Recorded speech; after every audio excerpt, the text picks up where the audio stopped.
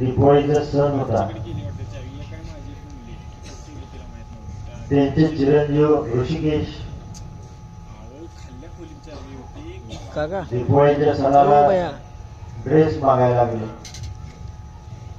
वामनरावनी सांगितलं, थांब बाळा, 2 दिवस कळ सोस, जरा थांब. ऋषिकेश रडायला लागला. सारखं तुमचं असलं असतंय, सारखं थांब थांब थांब मागितल्यावर काहीच मिळत नाही. बुलेटवरनं तिथं उत्तमराव पाटील निघाले होते. पाटलांनी गाडी थांबवली.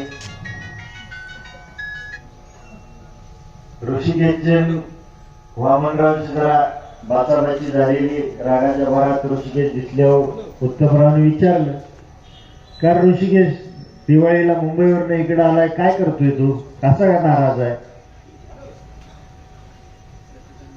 ऋषिकेशने सांगितलं, पप्पाला मी ड्रेस मागतोय पण पप्पा काय दी नाही. तर उत्तमरावने फटफटी चालू केली. बुलेट बस म्हणलं, डबल सीट घेऊन गेलं सांगोल्याला. 2 ड्रेस घेतला आपा, चांगलं महागडं 2 ड्रेस घेतलं. पाटील आहेत म्हणल्यावर पाटलाला अजून कळवळा आला ऋषिकेशचा. एक पिशवी भरून फटाकडे आणलं. आता त्या ऋषिकेशला पडलेला प्रश्न मला तुम्हाला विचारायचा आहे. ऋषिकेशला वाटतंय उत्तमराव पाटलांनी दिवाळीला कपडे आणलेत, पिशवी भरून फटाकडे दिले ती, आता दिवाळी कुठं साजरी करायची? ज्या आई बापाने आपल्याला जन्म दिला, ज्या आई बापाने आपल्यावर संस्कार केले, ज्या आई बापाने मुंबई सारख्या चांगल्या नामांकित कॉलेजला शिक्षण देण्यासाठी कष्ट करून घाम गाळून पैसा जमा करून खर्च केला, त्या आई बापाच्या घरी दिवाळी साजरी करायची का सणाला पाटलांनी कापडं दिली म्हणून उत्तमरावच्या घरी जाऊन साजरी करायची? ही ऋषिकेशला पडलेला प्रश्न मला तुम्हा सर्वांना विचारायचा आहे. काय म्हणणं आहे तुमचं? हा होय, अडसूळ साहेब कुठे गेली बाई दिवाळी? वाघमारे कुठे गेली बाई दिवाळी? हा, या राज्यामधली आणि देशाची संस्कृती आहे की सणावाराला कोणीतरी कापडे घेतली म्हणून आई बापाला विसरणारी ही माणसं नाही. ती का सांगितलं? निवडणुका आल्या की कोण 2-4 रस्ते करून देते, डीपी देते, खांब उभा करते. माझं काम आहे ती सांगायचं.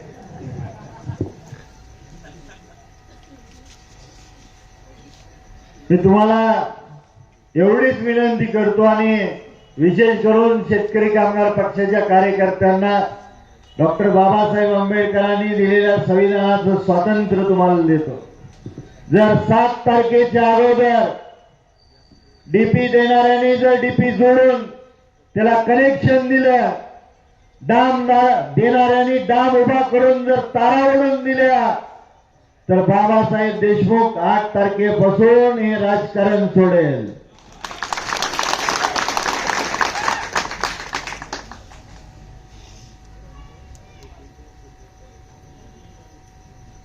आता सिस्टीम काय चालू आहे माहित आहे?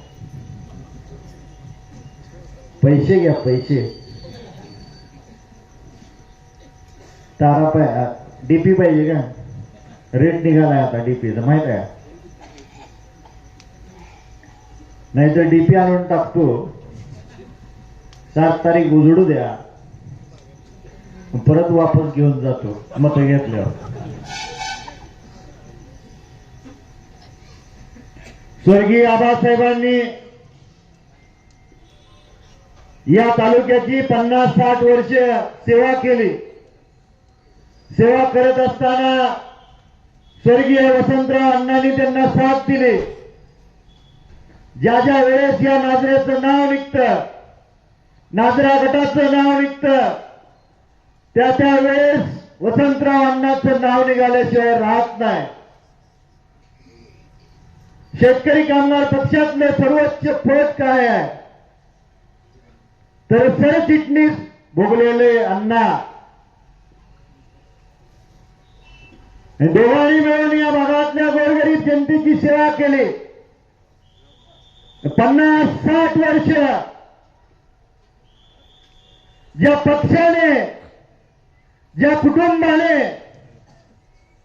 स्वर्गीय आबासाहेबांनी तुमच्यासारख्या गोरगरीब जनतेची सेवा करत असताना अडीअडचणीला तुमच्या पाठीशी खंबीर उभा राहून कुणावर अन्याय होणार नाही याची काळजी घेतली. 50 वर्षाची वहिवाट आहे, ती सोडता कामा नये एवढी विनंती करतो. मगाशी चौकात आल्यानंतर प्रचाराची गाडी एक लय मोठ्याने ओरडत होती.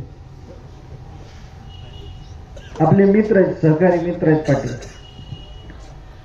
वामनरावचे तर अजून चांगले मित्र आहेत.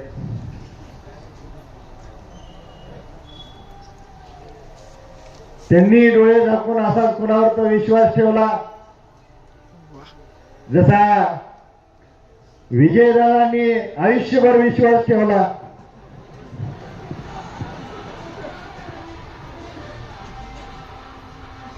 मध्यंतरी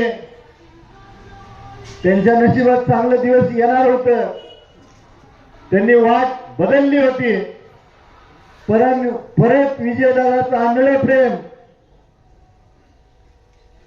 विजयदादाला अडचणीत आणलं त्या आंधळ्या प्रेमाने.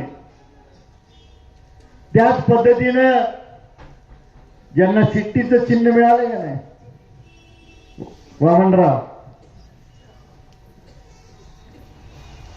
त्यांनी सुद्धा कोणावर तरी डोळे दाखवून विश्वास ठेवला आणि पदरी निराशाच मिळाली. ते आपलेच आहेत. वामनराव तुमचे दोस्त आहेत, त्यांना विनंती करा. अजून सुद्धा वेळ गेलेली नाही. जर ते आपल्या सोबत असते तर आज त्यांच्या पदरात चांगलंच पडलं असतं.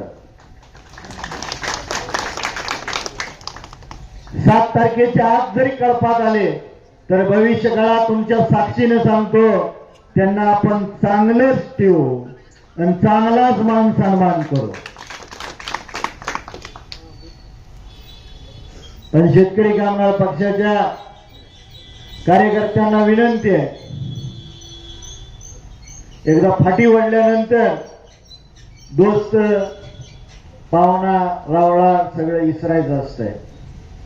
स्वर्गीय आबासाहेबांनी या तालुक्यामध्ये 50-60 वर्ष समाजकारण आणि राजकारण करत असताना कदापि जातीपातीच्या राजकारणाला,